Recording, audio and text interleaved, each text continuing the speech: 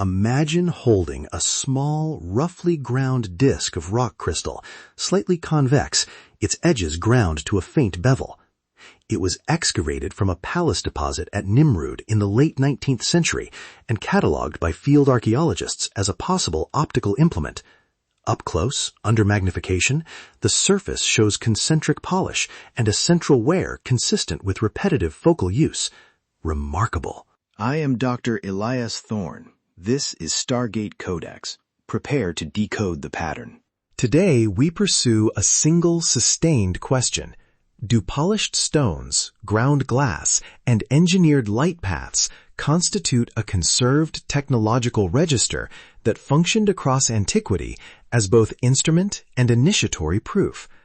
I will set the material facts, read the classical optics corpus, trace artifact networks into ritual manuals and lodge records, and finally synthesize these elements through the geometry of power and the Codex of cosmic contact frameworks. All cited transcriptions and accession references are compiled in the episode dossier. Start with context. The Nimrud find sits within mid-first millennium BCE architectural debris associated with palace workshops and administrative deposits in Kalhu. Field notes link the object to rebuilding phases conventionally placed in the 9th to 8th centuries BCE. The object's morphology, a modest convexity, a ground rim, and a focal spot of polished abrasion, differs from decorative cabochons and more closely resembles optical elements recovered in later Hellenistic and Roman contexts. Comparable artifacts appear across the Mediterranean.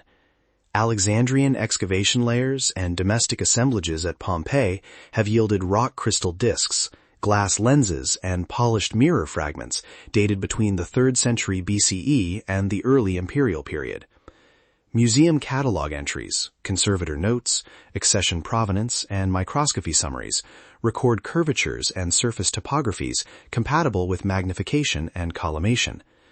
In several cases, contextual association ties these finds to libraries, observational quarters, and elite domestic chapels, rather than to simple jewelry contexts. We must pair objects with doctrine. Euclid's optics, placed broadly in the early Hellenistic era, formalizes sightlines and visual angle in geometric terms. It offers a vocabulary for instrument construction. Ptolemy, in the 2nd century CE, provides empirical measurements and refraction data, tabulations of incidence and emergent angles across media. Heron of Alexandria, working in the Roman imperial period, lays out mirror geometries and procedures for focused reflections. Taken together, these texts supply a theoretical foundation capable of supporting practical optical manufacture and use. Important caution: a textual corpus familiar with optics does not automatically prove widespread instrument use. Yet when doctrine and material converge, when ground quartz, shaped glass, and classical treatises occupy the same archaeological horizon, the probability that optical practice existed in both observational and ritual registers increases substantially. That conjunction is the fulcrum of this argument. Now consider ritual and initiatory documentation. Egyptian temple inventories and clerical lists from Old Kingdom contexts repeatedly reference polished stones and eyes used within site rites.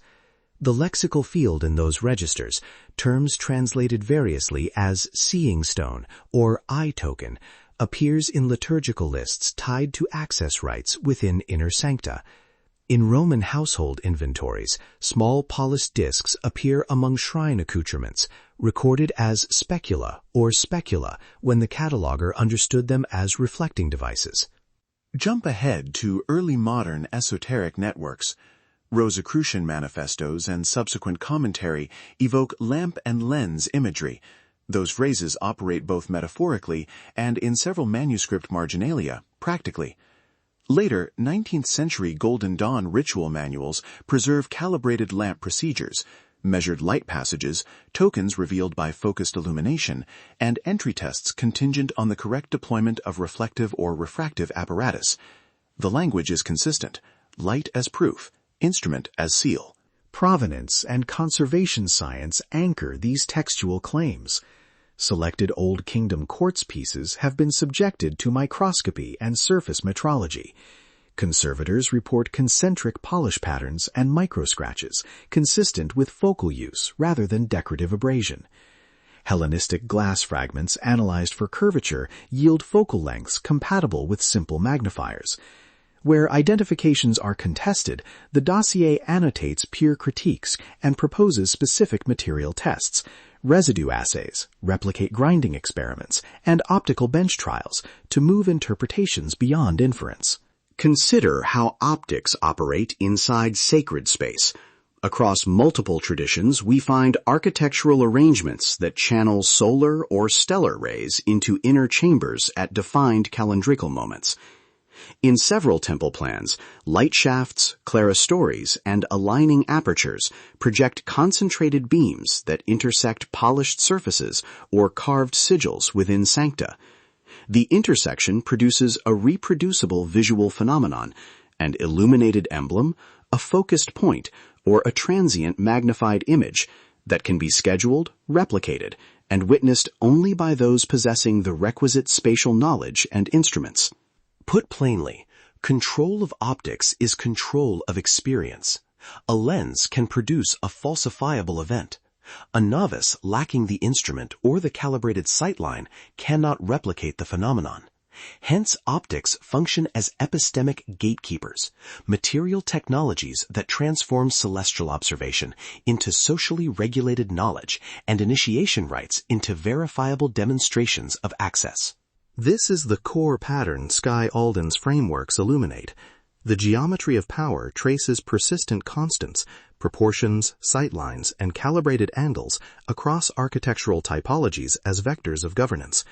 The Codex of Cosmic Contact cross-references anomalous observational records, priests' sky notes, temple omen registers, and unusual luminous reports with the physical presence of optical paraphernalia. Read together, these models show optics functioning as codifying protocols that convert celestial phenomena into socially adjudicated knowledge. Let me address the principal objection: overinterpretation. Not every polished bead is a lens. Not every shaft was designed for spectacle. In contested instances, the dossier applies conservative classification, potential optical implement, and recommends targeted analyses. Where the evidence is strongest, however, the convergence of context, surface morphology, and textual reference produces a cumulative case that cannot be dismissed as mere coincidence. There are further implications for institutional control. Instruments and calibrated architecture require skilled craftsmen, custodial protocols, and documentary knowledge. The manufacture of lenses, grinding, polishing, testing focal length, creates occupational specializations. Custodianship of those instruments translates into social leverage, the ability to read celestial signs, to authenticate initiates, to regulate who views privileged cosmological data. Consider specific archival traces, library household inventories listing specula alongside astronomers' tools, temple roll annotations reserving polished stones for inner sancta, Golden Dawn folios prescribing lamp distances for token revelation.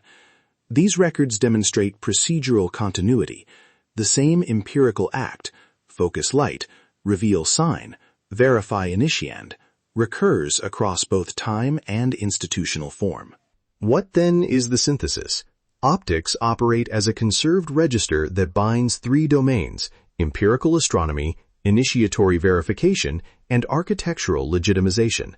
Lenses and polished surfaces are not neutral curiosities. They are engineered interfaces between sky and sanctum, instruments by which cosmological data is made legible and by which social access is controlled.